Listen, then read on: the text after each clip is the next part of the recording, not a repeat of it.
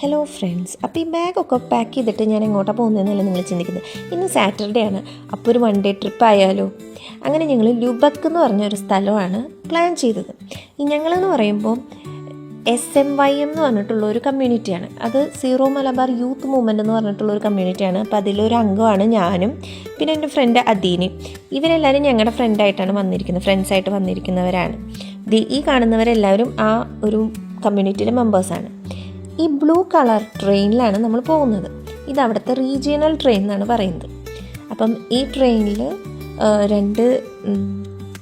രണ്ട് സ്റ്റോക്കായിട്ടാണ് ട്രെയിനിൽ സീറ്റുകളുള്ളത്, അടിയിലും മുകളിലുമായിട്ട്. അപ്പം ഞങ്ങൾ ഒരു 25 പേരോളം ഉണ്ട്. അപ്പം ഞങ്ങൾക്ക് അത്രയും പേര് ഒരുമിച്ചിരിക്കാം എന്നുള്ളൊരു ഐഡിയയിലാണ് ഞങ്ങൾ ഈ നടന്നു പോയിരുന്നത്. അങ്ങനെ ഞങ്ങൾക്ക് എല്ലാവർക്കും ഒരുമിച്ച് ഒരു കമ്പാർട്ട്മെൻറ്റിൽ എല്ലാവരും ഇരുന്നു. അങ്ങനെ ഞങ്ങളുടെ യാത്ര ഒരു 9 മണി ആയപ്പോൾ തുടങ്ങി. അപ്പം അങ്ങനെ കുറച്ച് ഫോട്ടോസൊക്കെ എടുത്തു. ഞങ്ങൾ ലുബക്ക് സെൻട്രൽ സ്റ്റേഷനിലെത്തി.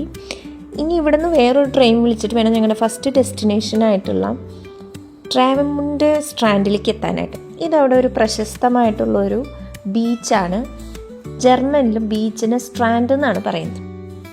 ഇപ്പോൾ ജർമ്മനിയിൽ സ്പ്രിംഗ് സീസണാണ്. അപ്പം മഞ്ഞൊക്കെ മാറി ഇവിടുത്തെ ജർമ്മൻകാരായാലും എല്ലാവരായാലും പിക്നിക്കൊക്കെ കൂടുതൽ ചെയ്യുന്ന സമയം അടുത്ത് വന്നിരിക്കുകയാണ്. ഇപ്പോൾ ഒത്തിരി പേര് ഇതേ